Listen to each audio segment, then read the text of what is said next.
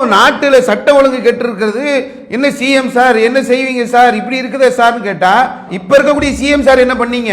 படிக்கிற இடத்துல, வேலைக்கு போற இடத்துல, வெளியில போற இடத்துலன்னு அவங்களுக்கு பாதுகாப்பே இல்லைன்னு ஒட்டுமொத்த பெண்களும் கதறாங்க. அந்த கதறல் சத்தம் ஏதாவது உங்க காதுல கேக்குதா அங்கிள்? பக்கத்துல +2 படிக்கிற ஒரு பொண்ணு டாய்லெட் வசதி சரியா இல்லாம ஒரு அவசரத்துக்கு காட்டு பக்கம் போய் ஒதுங்கினாங்களே, என்ன ஆச்சு? இந்த உலகத்தை விட்டே போயிட்டாங்க. அதுக்கு என்ன பதில் சொல்ல போறீங்க? இந்த பிள்ளைங்களை உங்களால திருப்பி கொடுக்க முடியுமா சார்? இதை மாற்ற முடிஞ்சது உங்களால? ஒரு மாசம் ஆயிருச்சு, சட்ட ஒழுங்கு சந்தி சிரிச்சு நிக்கிறது, மக்கள் எல்லாம் பாதிக்கப்படுறாங்களே, பிள்ளைகள் இருந்து அந்த குடும்பம் எவ்வளவு ஒரு வேதனையில இருப்பாங்க. அவங்களுக்கெல்லாம் இவ்வளவு தைரிய வேதனை என்ன காரணம்? சட்டம் என்பது மிக கடுமையாக இல்ல. போய் சந்தோஷமா ஜெயில இருக்கிற நிலை இருந்துச்சுன்னா அவன் எப்படி திருந்துவான்? பத்திரிகைகளிலே வரக்கூடிய செய்திகள் குறித்த சிந்தனைகளை நாம் தொடர்ச்சியாக பார்த்து வருகின்றோம். அதிலே சமீப காலமாக தமிழகத்திலே சட்ட ஒழுங்கு பிரச்சனை படு மோசமாக இருக்கிறது என்று அரசியல் கட்சி தலைவர்கள் தொடர்ச்சியாக சொல்லி வருகின்றார்கள். குறிப்பாக பெண்களும் சிறுமிகளும் பாலியல் தொல்லைக்கு உட்படுத்தப்பட்டு கொலை செய்யப்படக்கூடிய அவலங்களும் அரங்கேறி கொண்டிருக்கின்றது. தினந்தோறும் பத்திரிகைகளையும் செய்தி சேனல்களையும் நாம் திறந்து பார்க்கின்ற போது தொடர்ச்சியாக இது போன்ற குற்ற சம்பவங்களுடைய பட்டியல் வந்து கொண்டிருக்கக்கூடியதை பார்க்கலாம்.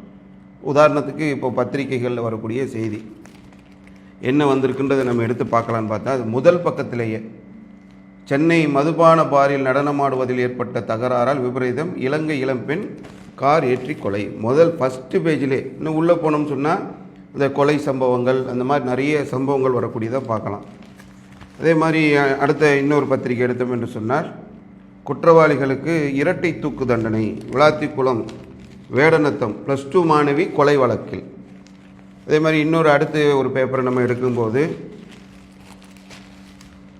இதுலேயும் அதே மாதிரி இளைஞர்களுக்கு மரண தண்டனை 70 நாளில் தூத்துக்குடி நீதிமன்றம்.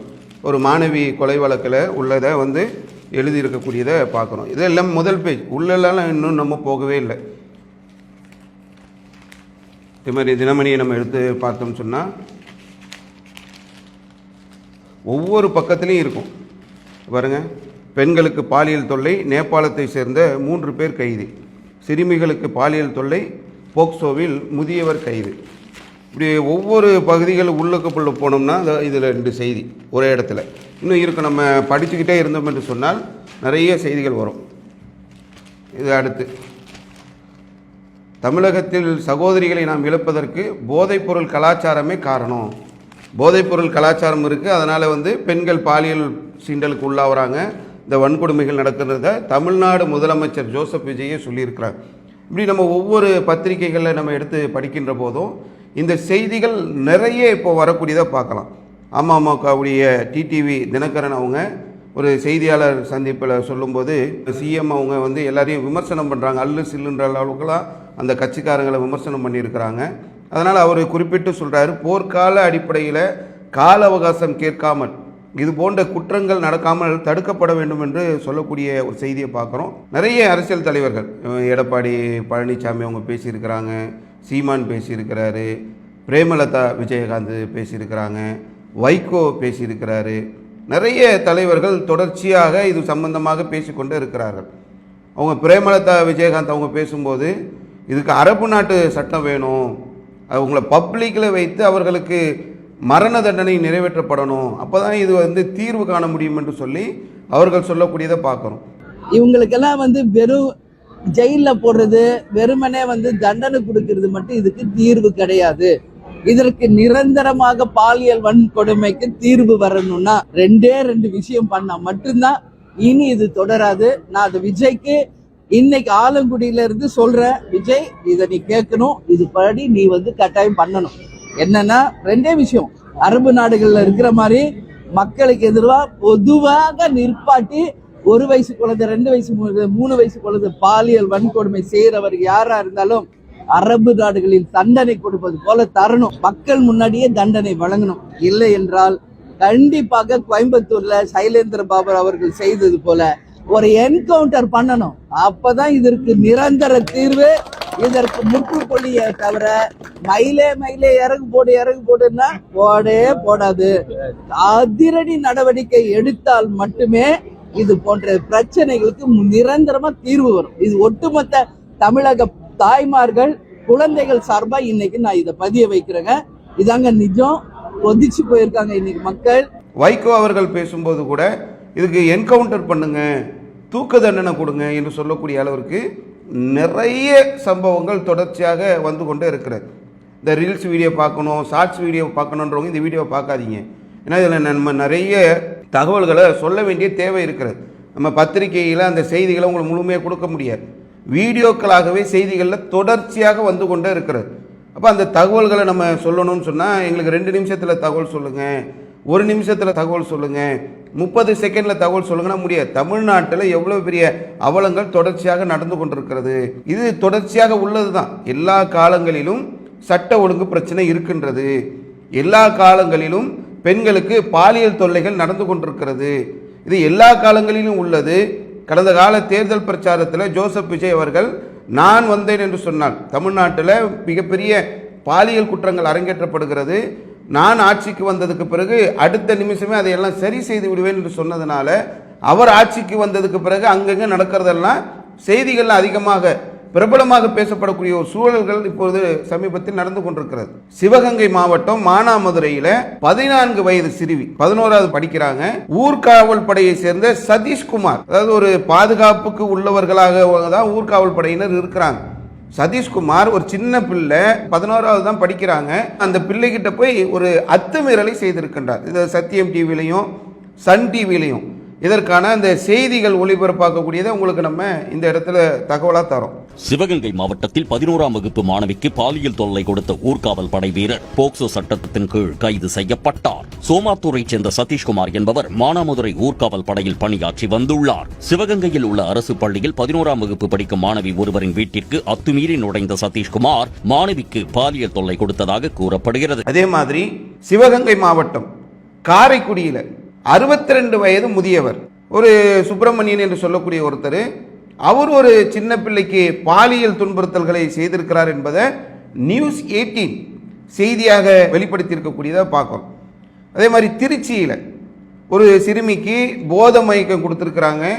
அந்த பிள்ளை சுயநினைவு இல்லாமல் இருக்கிறப்போ காரில் வந்து ஒரு மூட்டை கட்டி வந்து அந்த பிள்ளையை வந்து பாலியல் வன்கொடுமைகள் செய்துவிட்டு தூக்கி வீசி விட்டு செல்லக்கூடியது. இது நீங்கள் இப்போ பாலியல் வன்கொடுமைன்னு போட்டு யூடியூப்லையும் சரி பத்திரிகைகள்லையும் தேடனா அவ்வளவு தொடர்ச்சியாக சமீபத்தில் ஒரு 10 நாட்களில் நடந்த செய்திகளை நீங்கள் எடுத்தீர்கள் என்று சொன்னால் நிறைய செய்திகள் வருது.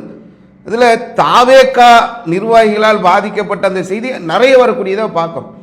சிஎம் ஜோசப் விஜய் ஆட்சிக்கட்டில் அமர்ந்த உடனேயே தாவேகாவுடைய ஒரு நிர்வாகி போக்சோ சட்டத்தில் கைது செய்யப்பட்ட அந்த சம்பவம் தான் அப்போ வைரலாக இருந்தது. அதைத் தொடர்ந்து வைரலாக்கப்பட்ட இன்னொரு சம்பவத்தை நீங்கள் எடுத்து பார்த்தீர்கள் என்று சொன்னால் தூத்துக்குடி மாவட்டம் ஸ்ரீவைகுண்டம் பகுதியில் தாவேகாவிலே இருக்கக்கூடிய ஒரு பெண், அவங்க இப்போ சமீபத்தில் அவங்களுடைய வீடியோக்கள் நிறைய அவங்க பத்திரிகையாளர்களை சந்தித்து கட்சியில் இருக்கக்கூடிய எனக்கே பாதுகாப்பு இல்லை, ரொம்ப வரம்பு மீறி நடந்தாங்க, லாட்ஜில் ரூம் போட்டாங்க, அதை பண்ணாங்க, இதை பண்ணாங்க, நிறைய வார்த்தைகளை அவங்க சேனலில் பேசக்கூடியதை பார்க்குறோம். அவங்களுக்கு வந்து குளிர்பானத்தில் மயக்க மருந்தை கலந்து கொடுத்து பாலியல் ரீதியான தொல்லைகளுக்கு அவர்கள் உட்படுத்தப்பட்டார்கள் என்பதை அவங்களே சொல்கிறாங்க. இதற்கு காரணமாக இருந்தது தமிழக வெற்றி கழகத்துடைய தூத்துக்குடி மேற்கு மாவட்ட இளைஞரணியாக இருந்த பாலமுருகனும் இன்னொரு நிர்வாகியாக இருந்த ஜெயபாலும் காரணம் என்று அவங்க இப்போ பத்திரிகையாளர்களை சந்தித்து செய்திகளை சொல்லிட்டு இருக்கிறாங்க. அந்த செய்தி நிறைய சேனல்களில் இடம்பெற்றிருக்கிறது. அதை வந்து பாலிமரில் வந்து ஒரு செய்தியை நம்ம உங்களுக்கு ஒரு ஆதாரமாக போடும். அதே மாதிரி அதாவது அந்த இடத்துல நான் எவ்வளோ ஒரு துன்புறுத்தப்பட்டேன்னு எனக்கு மட்டும்தானே தெரியும். என் கூட லாட்ஜுக்கு போனேன், என் கூட வரீங்க 1000 ரூபா தான், உனக்கு எவ்வளோ வேணும் அப்படிலாம் எனக்கு கேட்குறாங்க. நிச்சயம் ரசிகா இருந்த பாவத்துக்கு எனக்கு இந்த பேர்லாம் தேவையான. ஏன்னா நான் ஒரு பெண்ணை நம்பி வந்ததுக்கு எனக்கு நீ நம்பிக்கை துரோகம் பண்றேன்னு கேட்டதுக்கு சரவணன் தானே கூட்டு வர சொன்னாரு, நீ நியாயம்லாம் சரவணன் போய் கேட்டுக்கோன்னு சொல்றாரு. திருவண்ணாமலையில் கிரிவலம் தங்களுடைய அந்த வணக்க வழிபாட்டை நிறைவேற்றுவதற்காக வந்த அந்த பெண்கள் 2 பேரிடத்துல பாலியல் சீண்டல் செய்திருக்கிறார்கள். அதில் 8 பேர் வந்து கைது செய்யப்பட்டிருக்கிறார்கள். இதுல வந்து சத்தியம் டிவிலையும் புதிய தலைமுறை டிவிலையும் இந்த செய்தி வந்திருக்கக்கூடியதை நம்ம பார்க்கலாம். திலகவதி கடந்த 31ஆம் தேதி மாலை திருவண்ணாமலையை சேர்ந்த 23 வயதுடைய இளம்பெண் ஒருவர் கிரிவலம் சென்று கொண்டிருக்கும் போது அடி அண்ணாமலை அருகே வரும்போது அடையாளம் தெரியாத இருசக்கர வாகனத்தில் வந்த நபர்கள் அந்த இளம்பெண்ணை தாக்கி அவரிடம் இருந்த நகையை பறித்து கொண்டு பாலியல் தொந்தரவு கொடுத்ததாக புகார் எழுக்கப்பட்டிருக்கிறது. இந்த பெண் காதில் அணிந்திருந்த 2 கிராம் தங்க நகையை பறித்து கொண்டு அவருடன் இருந்த நபரை அவருடன் தப்பி சென்றுள்ளார்.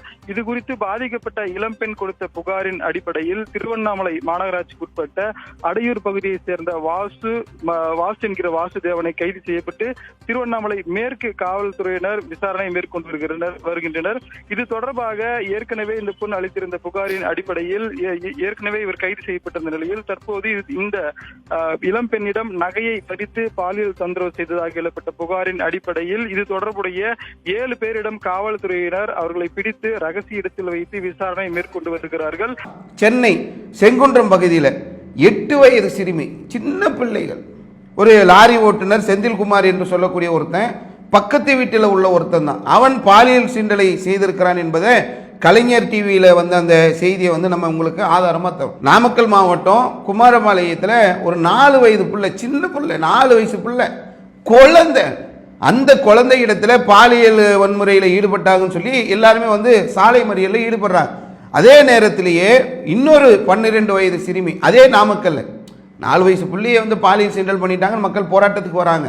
ஒரு 12 வயது சிறுமியை அதே இடத்துல வேறொரு ஆள் பாலியல் சீண்டலுக்கு உட்படுத்தினார் என்று சொல்லி இந்த போராட்டம் பெரிய அளவுக்கு நடக்கக்கூடியதை பார்க்கிறோம். வரதராஜன் என்று சொல்லக்கூடிய 59 வயது முதியவர், மணி என்று சொல்லக்கூடிய 62 வயது முதியவர், 2 பேரையுமே காவல்துறையினர் கைது செய்யறாங்க.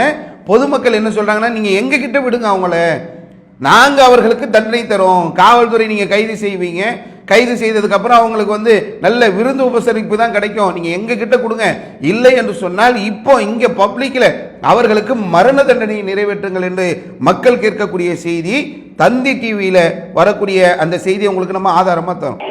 நாமக்கல் மாவட்டம் குமாரபாளையம் காவல் நிலையத்துல ஒரே நேரத்துல 2 வழக்குகள், அதாவது பாத்தீங்கன்னா பாலியல் வழக்குகள் வந்திருக்கு. 4 வயது சிறுமிக்கும் 12 வயது சிறுமிக்கும் வந்து எம்ஜிஆர் நகர் மற்றும் மற்றொரு பகுதிகளில் 2 குழந்தைகள் வந்து பாலியல் துன்புறுத்தலுக்கு ஆளாகி அந்த வழக்குல சம்பந்தப்பட்ட 2 வந்து காவல்துறை கைது செஞ்சிருக்காங்க. குறிப்பா இந்த எம்ஜிஆர் நகர் பகுதியை சேர்ந்த இருக்கக்கூடிய அந்த 4 வயது சிறுமி குழந்தை வந்து பாலியல் வன்கொடுமை செய்யப்பட்ட வழக்குல வந்து பாத்தீங்கன்னா அவங்க பெற்றோர்கள் தற்போது காவல் நிலையத்தை முற்றுகையிட்டு, அதாவது 100க்கும் மேற்பட்டோர் காவல் நிலையத்தை முற்றுகையிட்டு தற்போது கைது செய்யப்பட்ட நபரை வந்து எங்களிடம் ஒப்படையுங்கள், இல்லை என்றால் இப்பவே வந்து அவரை வந்து தூக்கிலிடுங்கள் என்ற கோரிக்கைகளை முன்னிறுத்தி அவங்க வந்து போராட்டத்தில் ஈடுபட்டு இருக்காங்க. சென்னையில பெரம்பூர் முதலமைச்சருடைய தொகுதி என்று சொல்லக்கூடிய பெரம்பூர்ல வீட்டில் தனியாக இருந்த 13 வயது மாணவி, சின்ன பிள்ளை அவங்களும், அந்த மாணவியிடத்திலே பாலியல் ரீதியான துன்புறுத்தலுக்கு உட்பட்ட செய்தியை கலைஞர் டிவியில் வரக்கூடிய அந்த செய்தியை உங்களுக்கு நம்ம ஆதாரமா தரும். அண்மை செய்தி, முதலமைச்சர் விஜயின் சென்னை பெரம்பூர் தொகுதியில் வீட்டில் தனியாக இருந்த பள்ளி மாணவிக்கு பாலியல் தொந்தரவு அளிக்கப்பட்டிருக்கிறது. சென்னை பெரம்பூரில் 13 வயது சிறுமிக்கு பாலியல் தொந்தரவு கொடுத்த வழக்கில் இளைஞர் போக்சோவில் கைது செய்யப்பட்டிருக்கிறார். தாவேகா ஆட்சியில் அதிகரிக்கும் பாலியல் குற்ற சம்பவங்களால் பொதுமக்கள் அச்சமடைந்துள்ளனர். அதே மாதிரி திருச்சியில 14 வயது சிறுமி இன்ஸ்டாகிராம் மூலமாக பழக்கம் ஏற்படுத்தப்பட்டு அந்த பிள்ளையே பாலியல் ரீதியாக கடுமையான ஒரு நெருக்கடியை வந்து கொடுத்ததுக்கு காரணமாக 7 சிறுவர்கள் உட்பட 2 பெரியவங்களை வந்து போலீஸ்கார் கைது பண்ணி இருக்கிறாங்க. அந்த பிள்ளை இப்ப கர்ப்பமா இருக்கிறார். ஒரு பிள்ளைய எவ்வளவு அக்கிரம அநியாயம் செய்கிறார்கள் என்பதை நம்ம பார்க்கிறோம். அதற்கான இமேஜ் ஹிந்து தமிழ்ல வந்திருக்கிறது, அதை வந்து நம்ம உங்களுக்கு ஆதாரமா தரோம். தென்காசியில சிவகிரி என்ற பகுதியில் ஒரு பள்ளி மாணவி, புளியங்குடி மகளிர் போலீசார் வந்து காவலர் விஜயகுமாரை வந்து கைது செஞ்சிருக்கிறாங்க. யாரு? காவலர் விஜயகுமார். முதல்ல ஒரு ஊர்படை காவலர் பார்த்தோமா, இப்ப காவலர் விஜயகுமார் ஒரு போலீஸ்காரர் வரம்பு மீறி இருக்கிறார். புளியங்குடி மகளிர் போலீசார் வந்து அவரை கைது செய்திருக்கிறார்கள். சட்டம் ஒழுங்கு சீர்கெட்டு இருக்கிறது என்பதற்கு ஒரு உதாரணமா இதெல்லாம் இருக்கிறது. ஒரு காவல்துறை அதிகாரிகளே இப்படி இருந்தாங்கன்னா அப்ப என்ன செய்யறது? சின்ன பிள்ளைகள் கிட்ட அத்துமீறி நடக்கக்கூடிய சம்பவம் இது. கலைஞர் டிவியில வந்திருக்கக்கூடிய அந்த செய்தியை நம்ம ஆதாரமா தரும். தென்காசி மாவட்டம் சிவகிரியில் பள்ளி மாணவிக்கு பாலியல் தொல்லை கொடுத்த காவலர் கைது செய்யப்பட்டிருக்கிறார். தென்காசி மாவட்டம் சிவகிரி பகுதியில் ஏற்கனவே ஒரு கோயில் திருவிழா நடந்து கொண்டிருக்கிறது. இந்த விழாவிற்காக ஆவடியில் உள்ள சிறப்பு பட்டாலியன் காவல் படையில பணியாற்றக்கூடிய காவலர் விஜயகுமார் என்பவர் விடுமுறையில் இந்த திருவிழாவில் கலந்து கொள்வதற்காக வருகிறார். இந்த திருவிழாவில் கலந்து கொண்டவர் தனது செல்போன் மூலமாக ஒரு மாணவி ஒருவருக்கு ஆபாசமாக அனுப்பி பாலியல் தொந்தரவு செய்கிறார். இது தொடர்பாக அவர் பாதிக்கப்பட்ட நபர்கள் புளியங்குடி அனைத்து மகளிர் காவல் நிலையத்தில் புகார் அளிக்காங்க. அதே மாதிரி சென்னையில ஒரு சிறுவனிடத்தில் தலைமை காவலராக பணிபுரியக்கூடியவர் அத்துமீறி நடந்திருக்கிறார். ஆம்பளை பையன் கிட்ட, சின்ன பையன்றதுனால அத்துமீறி நடந்த வேலப்பன் என்று சொல்லக்கூடியவரை முதல்ல பணி நீக்கம் செஞ்சதாக செய்திகள் வந்தது. அப்புறம் டிஸ்மிஸ் செய்ததாக செய்திகள் வருது. பணி நீக்கம் டிஸ்மிஸ் தான் தண்டனையா? இதை நீங்க புதிய தலைமுறை, நியூஸ் 18 இதிலெல்லாம் இந்த வந்த செய்திகளை பார்க்கணும். அதே மாதிரி நெல்லையில் நயினார்குளம்ன்ற பகுதியில் ஒரு 13 வயது சிறுமியை சுமை தூக்கும் தொழிலாளியாக இருக்கக்கூடிய முத்து மது போதையில் இருந்தாரா, அதனால அந்த பிள்ளைகிட்ட வரம்பு மீறி நடந்து கொண்டார் என்று பத்திரிகைகளில் சொல்லக்கூடியதை பார்க்குறோம். நியூஸ் 7 இந்த செய்தி இடம்பெற்றிருக்கக்கூடியதை பார்க்குறோம். நெல்லை மாவட்டம் நயினார்குளம் பகுதியைச் சேர்ந்த சுமை தூக்கும் தொழிலாளி முத்து கடைக்கு தனியாக சென்று கொண்டிருந்த 13 வயது சிறுமியை மது போதையில் வழிமறைத்து பாலியல் சீண்டலில் ஈடுபட முயன்றதாக கூறப்படுகிறது. இதனால் அதிர்ச்சியடைந்த சிறுமி அவரிடமிருந்து தப்பி வீட்டிற்கு சென்று நடந்த சம்பவத்தை பெற்றோரிடம் தெரிவித்துள்ளார். இதுகுறித்து சிறுமியின் பெற்றோர் அளித்த புகாரின் பேரில் வழக்கு பதிவு செய்த போலீசார் முத்துவை கைது செய்து விசாரணை நடத்தி வருகின்றனர். முத்து 2025ஆம் ஆண்டு போக்சோ வழக்கில் கைது செய்யப்பட்டு பின்னர் ஜாமீனில் வெளியே வந்தவர் என்பது விசாரணையில் தெரிய வந்தது.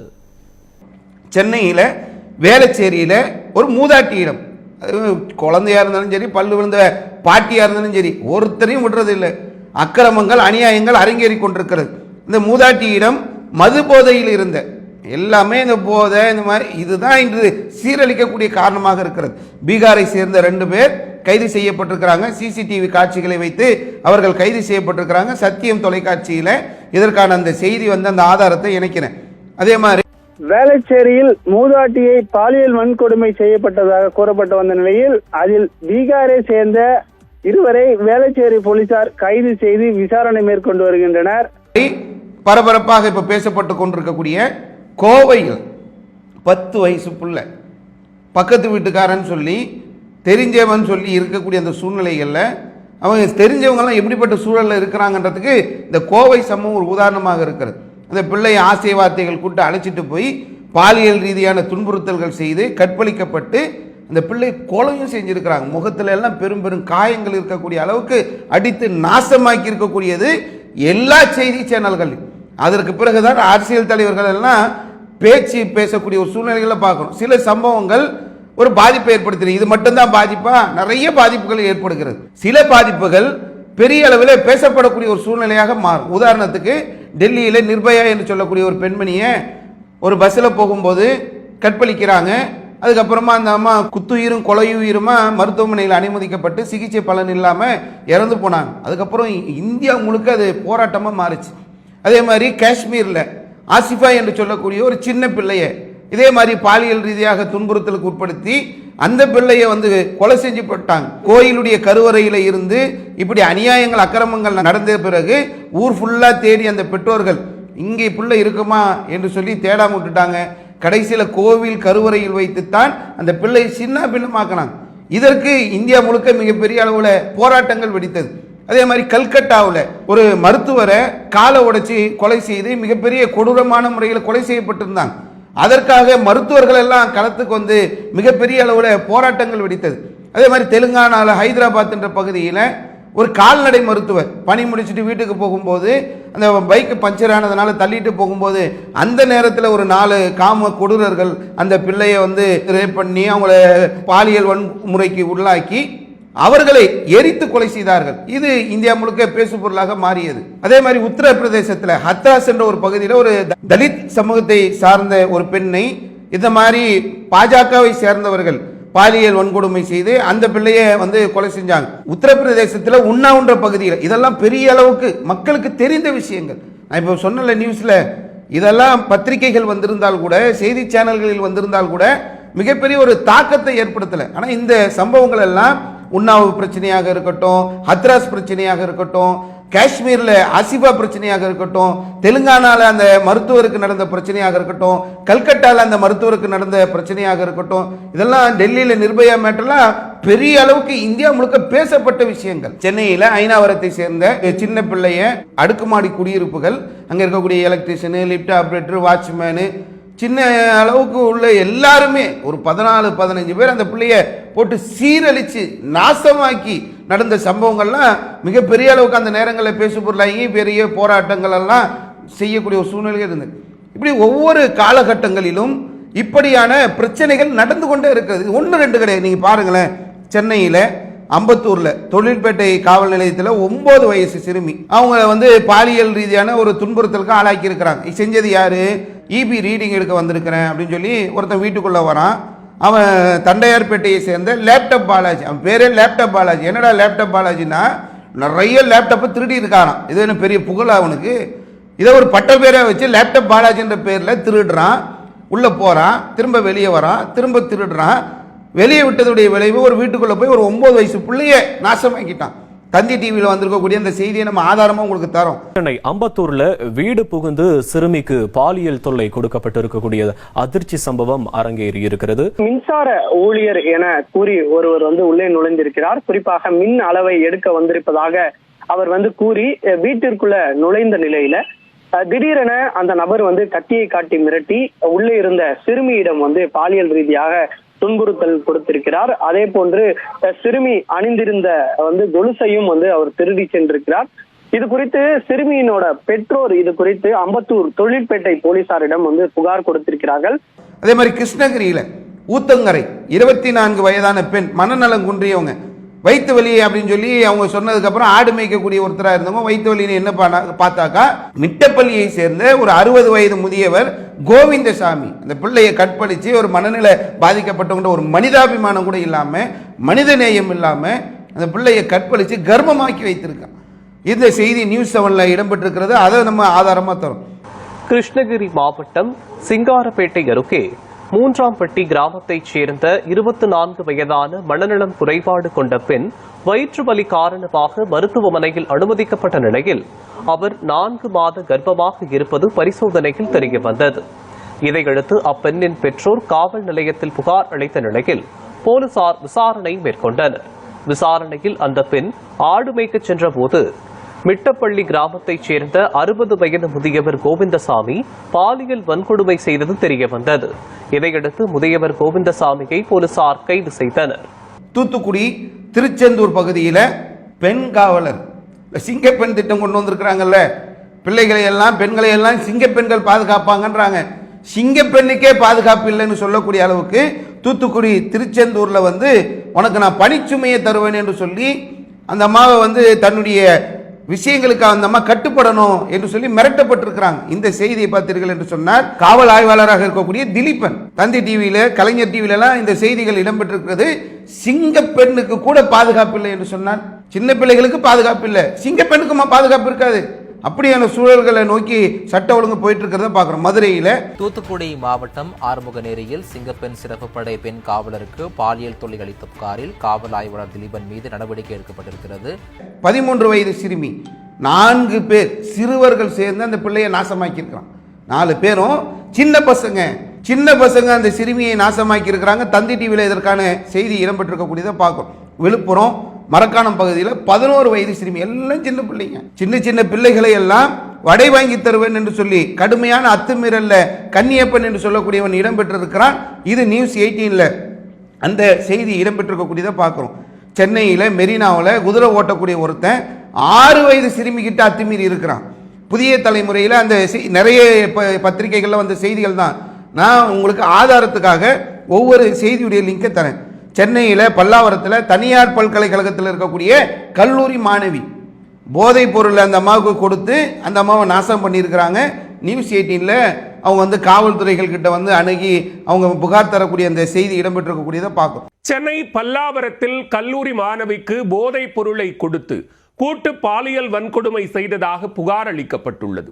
டிஜிபி அலுவலகத்தில் பாதிக்கப்பட்ட பெண் அளித்துள்ள புகாரின் பேரில் உரிய நடவடிக்கை எடுக்கப்படுமா? கிருஷ்ணகிரியில சேசுராஜபுரம் குழந்தை ஏசு 35 வயசு அந்த ஆளுக்கு. இவர் யாரு? ஒரு ஆசிரியர், ஒரு உடற்கல்வி ஆசிரியரா இருக்கக்கூடிய ஒரு ஆசிரியர், காவல்துறை அதிகாரி. எல்லாருமே இப்படி பண்ணா என்னதான் பண்றது? எல்லா இடத்துலயும் அந்த ஆள் வரம்பு மீறின அந்த செய்தியை நியூஸ் 18ல போட்டிருக்கக்கூடியதை பார்க்கிறோம். கிருஷ்ணகிரி மாவட்டம் ஹோசூரை அடுத்த சேசுராஜபுரம் கூசப்பன் கொட்டாய் கிராமத்தில் பெண் ஒருவருக்கு பாலியல் தொல்லை கொடுத்த தனியார் பள்ளி உடற்கல்வி ஆசிரியர் கைது செய்யப்பட்டார். 35 வயதான குழந்தை இயேசு என்பவர் 45 வயதான திருமணமான பெண் ஒருவர் முன் சென்று ஆடைகளின்றி அவரது கையை பிடித்து பாலியல் வன்கொடுமை செய்ய முயன்றதாக கூறப்படுகிறது. அந்த பெண் கூச்சலிடவே அங்கிருந்தவர்கள் அவரை நைய புடைத்து காவல்துறையிடம் ஒப்படைத்தனர். இதையடுத்து அவரை காவலர்கள் கைது செய்து சிறையில் அடைத்தனர். திருப்பூர்ல ஒரு 14 வயது சிறுமிய ஒரு அம்மா வந்து 2வது திருமணம் பண்றாங்க. 2வது திருமணம் பண்ண அந்த கணவர் தன்னுடைய மனைவியுடைய முதல் தாரத்துக்கு பிறந்த அந்த பிள்ளை இடத்துல வரம்பு மீறிய அந்த செய்தி டெய்லி தினத்தந்தியில இடம்பெற்றிருக்கக்கூடியதை அதை வந்து உங்களுக்கு ஆதாரமா தரும். சிவகங்கையில சிறுமிக்கு பாலியல் டார்ச்சர் தந்த சிறுவர்கள் கைது. சின்ன பிள்ளைங்களுக்கு சின்ன பசங்க பாலியல் டார்ச்சர் தந்திருக்கிறாங்க. இது தந்தி டிவியில இடம்பெற்றிருக்கக்கூடியதை பார்க்குறோம். அதே மாதிரி கடலூர்ல உதவி கேட்டு வராங்க ஒரு பெண். 2 குழந்தைங்க இருக்கிறாங்க. எந்த ஒரு வாழ்க்கைக்கான ஒரு இதுவும் இல்லாமல் ஒரு அபலை பெண், ஒரு விதவை பெண் ஒரு உதவி கேட்டு வராங்க. ஒரு அரசு அதிகாரியாக இருக்கக்கூடிய சமயவேல் என்று சொல்லக்கூடிய அந்த அரசு ஊழியர் ஒரு வரம்பு மீறி நடந்ததற்காக கைது செய்யப்பட்ட செய்தி தந்தி டிவியில் இடம்பெற்றிருக்கக்கூடியதை பார்க்கும். 7/6/2026 தமிழ்நாட்டில் பால்சான்றவரை ஓட வெட்டி கொலை பண்ணியிருக்கிறாங்க. ஒரு 15 வயசு பாலியல் துன்புறுத்தலுக்கு ஒரு சின்ன பிள்ளை ஆளாக இருக்கிறான். சேலத்தில் வந்து டாஸ்மாக் கடை மேலே பெட்ரோல் குண்டு வீச்சு. நெல்லையில் வந்து 6 பேருக்கு அரிவாள் வெட்டு. சிவகங்கையில் தாவேக்கா நிர்வாகி வெட்டி கொலை. ஒரே நாளில் வீடு புகுந்து கொள்ள, ரெண்ட கொலை, குண்டு வீச்சு, பாலியல் நிறைய வருது ஒரு நாளில். நீங்கள் 7/6/2026 நடந்த விஷயங்களை எடுத்து பார்த்தீங்கனாலே இவ்வளோ இருக்குன்னா, அப்போ ஒவ்வொரு நாளும் இப்படி அரங்கேறி கொண்டே இருந்தால் அப்போ நாட்டுடைய நிலைமை என்ன? அப்போ எவ்வளவு பெரிய பாதிப்புகள் வருகிறது என்பதை செய்திகளை தொடர்ச்சியாக பார்க்கணும். அப்போ இப்படி குற்றம் அதிகரித்து கொண்டே இருக்கிறது. இதுக்கு என்ன காரணம்? அதுக்கு முன்னாடி ஆட்சியில் இருந்தவர்கள் எல்லாருமே தொடர்ச்சியாக ஒவ்வொரு காலகட்டங்களிலும் இந்த பாலியல் அத்துமீறல்கள் தொடர்ச்சியாக நடக்குது. காமராஜராக இருந்தாலும் சரி, அண்ணாவாக இருந்தாலும் சரி, கலைஞராக இருந்தாலும் சரி, ஜெயலலிதாவாக இருந்தாலும் சரி, எடப்பாடியார் இருந்தாலும் சரி, இபிஎஸ், ஓபிஎஸ், ஸ்டாலின் எல்லாருடைய ஆட்சிகளிலும் இது தொடர்ந்து நடந்து கொண்டே தான் இருந்தது. கடந்த தேர்தல் பரப்புரையில் இதையெல்லாம் நான் சரி செய்வேன், மாற்றத்தை கொண்டு வருவேன் என்று சொல்லித்தான் மக்கள் எல்லாம் ஜோசப் விஜய் அவர்களுடைய ஆட்சி வர வேண்டும் என்பதற்காக மாற்றத்தை நோக்கி வாக்களித்தார். அவர் ஆட்சிக்கு வந்ததுக்கப்புறம் அது மாறுமா? மாறாதுன்றதுக்கு ஆட்சி மாறினாலும் காட்சி மாறாது என்பதற்கான உதாரணங்கள் தான் இந்த பத்திரிகைகளில் வந்த செய்தி, இந்த செய்திகளில் வரக்கூடிய செய்திகளை நம்ம பார்க்குறோம். இப்போ இதுக்கு என்ன அடிப்படை காரணம்? இந்த அடிப்படை காரணத்தை புரியலன்னு சொன்னால் நம்ம இதை வந்து திருத்தவே முடியாது. இது மாறவே மாறாது. எப்படி மாற்ற முடியும்? இன்றைக்கி போக்சோவில் கைது செய்யப்படுறாங்க. போக்சோவில் கைது செய்யப்பட்ட அவங்களுக்கு கிடைக்கக்கூடியது என்ன? நீங்கள் சிறைச்சாலைன்னு சொல்கிறீங்க. இப்போ புழல் சிறை இருக்குது. புழல் சிறையை போய் என்ன எப்படி இருக்குன்னு எடுத்து பார்த்தோம்னு சொன்னால் பல கோடி ரூபாய் செலவில் புழல் சிறையை கட்டி வச்சுருக்கிறாங்க. மணி அடித்தா சோறு மாமியார் வீடுன்ற மாதிரி மாமியார் வீடு மாதிரி அடிக்கடிக்கு போயிட்டு வராங்க. இப்போ சமீபத்தில் திருப்பூரில் ஒரு திருடனை பிடிக்கிறோம். என்னப்பா இதுக்கு முன்னாடி எங்கே திருடினேன்? இதுக்கு முன்னாடி நான் அந்த ஊரில் திருடினேன், லேப்டாப்பை திருடினேன், மொபைலை திருடினேன், பணப்பையை திருடினேன், அதுக்காக இந்த ஜெயிலில் இருந்தேன், இதுக்காக இந்த ஜெயிலில் இருந்தேன்னு ஒரு பட்டியல் என்னவோ விருதுகள் வாங்கின மாதிரி பட்டியலை போடுறான். ஒவ்வொரு தடவையும் ஜெயிலுக்கு போகிறான். ஜெயிலுக்கு போனதுக்கப்புறம் திருந்தணுன்ற எண்ணம் வருதா? திரும்பவும் அடுத்தது வரான். வெளியில் கொஞ்ச நாள் அவனுக்கு சாப்பாடுக்கு வேணுமே திருடுறான். திரும்ப ஜெயிலுக்கு போகிறான். ஜெயிலுக்கு போனால் 3 வேளை சோறு, மணி அடித்தா சோறு, மாமியார் வீடு.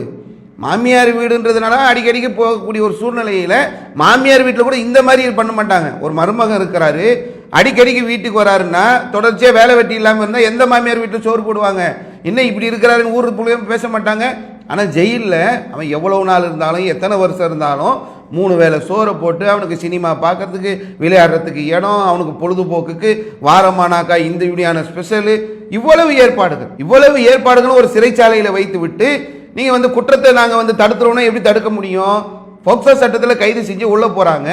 போக்சோ சட்டத்தில் உள்ளே போனவங்க அதுக்கப்புறம் ஜாமீனில் வெளியே வராங்க. வெளியே வந்ததுக்கப்புறம் திரும்பவும் பாலியல் அத்துமீறல்கள் ஈடுபடுறான், திரும்பவும் ஜெயிலுக்கு போகிறான். நிறைய திட்டங்கள்லாம் சிறைச்சாலையில் தான் அரங்கேற்றப்படுகிறதுன்ற ஒரு புள்ளி விவரத்தை சொல்கிறாங்க. வெளியில் கொலை நடக்கிறது நீங்கள் செய்தி பார்த்து தான் தெரியணும். சிறையில் இருக்கக்கூடிய எங்களுக்கு அந்த கொலை நடக்கிறதுக்கு முன்னாடியே தெரியும். ஏன்னா அதுக்கு திட்டத்தை நாங்கள் சிறைச்சாலையில் தான் போட்டோம் என்று சிறை கைதிகள் தரக்கூடிய பேட்டிகளை பார்க்கும்.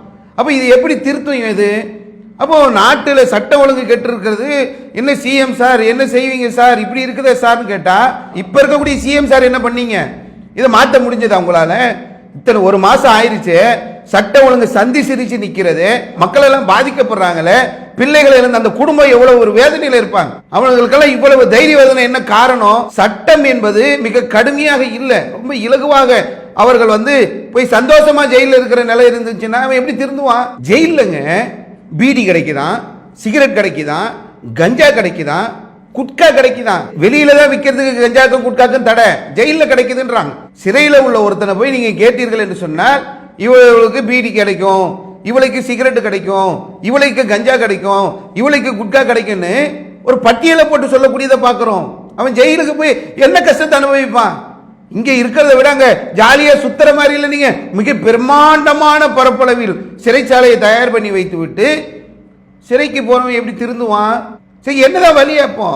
சரி, என்கவுண்டர்னு ஒன்று சொல்றாங்கல்ல சில நேரங்களில். இப்போ உதாரணத்துக்கு சொல்லணும்னா, கோவையில் 2010 முஸ்கின் ரித்திக் அப்படின்னு சொல்லி 8 வயசு பிள்ளைகளை வேன் டிரைவராக இருந்த மோகன்ராஜ் கடத்தி அப்போ பாலியல் ரீதியான தொல்லைகளை கொடுத்து கொலை செஞ்ச ஒரு சம்பவம்.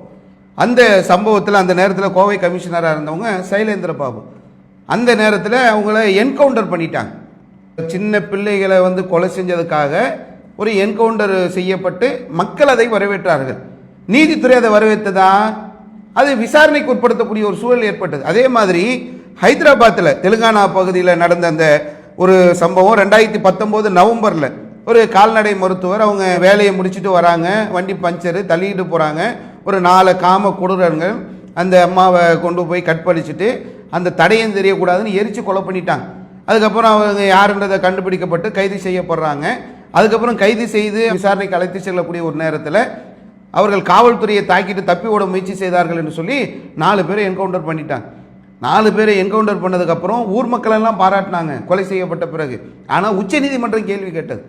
அப்போ சட்டத்தின் அடிப்படையில் அவர்கள் தண்டிக்கப்பட்டாங்களா? கிடையாது. அப்போ சட்டத்திற்கு மீறி அவர்கள் தண்டிக்கப்பட்டதாகத்தான் அதில் உள்ள நிலைமை. அப்போ ஒருவன் தவறு செய்கிறான் என்று சொன்னால், ஒருவன் இது மாதிரியான அநியாயமான காரியங்களில் ஈடுபடுகிறான் என்று சொன்னால் அதுக்கு என்ன தீர்வுன்றதை நோக்கி போகணும். இன்னைக்கு எல்லா விஷயத்தையும் திறந்து வச்சுட்டீங்க. சினிமா என்ற பெயரில் ஆபாச புலா வருகிறது, ஆபாச சிந்தனைகள், ஆபாச படங்கள், ஆபாச கருத்துக்கள் சினிமா மூலமாகவே ஊட்டப்படுகிறது. போதை கலாச்சாரம் அதிகமாக இருக்கிறது. திருச்சியில் சமீபத்தில் நீங்கள் எடுத்து பார்த்தீர்கள் சொன்னால் 500 போதை மாத்திரைகளை பிடிச்சிருக்கிறான். 500 போதை மாத்திரை.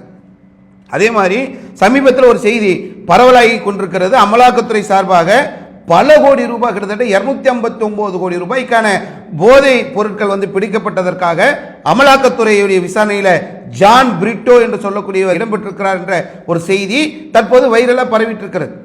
250 கோடி ரூபாய்க்கான போதைப் பொருள் தமிழகத்துக்குள்ள வந்திருக்குன்னா அது எவ்வளவு பேருக்கு போயிருக்கும், எவ்வளவு பேருக்கு கெடுத்திருக்கும், அது எவ்வளவு பேருடைய எல்லா கொலைக்கு பின்னாடி, எல்லா கற்பழிக்கு பின்னாடி, எல்லா திருட்டுக்கு பின்னாடி போதைப் பொருள் காரணமா இருக்கு.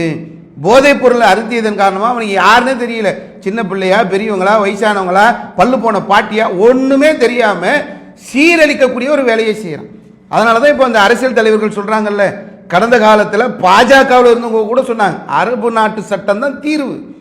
அரபு நாட்டு சட்டத்தை நீங்கள் அரங்கேற்றுகின்ற போதுதான் அச்சப்படுவான். பப்ளிக்கில் வைத்து அவருக்கு மரண தண்டனை கொடுக்கின்ற போது அதை பார்க்கிறவன்லாம் கதி கலங்கி போய் நிற்பான்.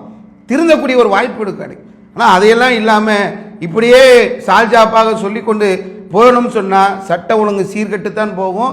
நாட்டு மக்கள் நிம்மதியாக வாழ முடியாது. எல்லார் வீட்டிலும் பெண் பிள்ளைகள் இருக்கிறாங்க. பெண்கள் பாலியல் சின்னல்களுக்கு ஆளாகக்கூடிய நிலை கடந்த ஆட்சியிலும் இருந்தது போன்று இந்த ஆட்சியிலும் தொடர்கிறது. இந்த நிலை மாற வேண்டும் என்று சொன்னால் சட்டங்கள் கடுமையாக்கப்படணும், நெருக்கடி இருக்கணும். தவறு செய்யக்கூடியவர்கள் நெருக்கடிக்கு ஆளானால் மட்டும்தான் இந்த தவறுகளில் இருந்து அவர்கள் விலகுவார்கள். அவர்களுக்கு சொகுசு வாழ்க்கை கிடைத்தது என்று சொன்னால் இந்த நிலை ஓயாது. மிகப்பெரிய இன்னல்களை தான் மக்கள் சந்திப்பாங்க. அப்போ சட்டம் ஒழுங்கு சீர்கெட்டிருக்கிறது. ஆட்சி மாறினாலும் காட்சி மாறவில்லை. இதற்கான ஒரே தீர்வு சட்டங்கள் கடுமையாக்கப்பட வேண்டும். அரபு நாட்டு சட்டங்கள் தான் இதற்கு அதிரடி தீர்வாக இருக்கும் என்பதை இன்றைய செய்தியும் சிந்தனை வாயிலாக தெரிவித்துக் கொள்கிறோம். அஸ்ஸலாமு அலைக்கும் வரஹ்மத்துல்லாஹி. அல்லாஹு அக்பர், அல்லாஹு அக்பர்.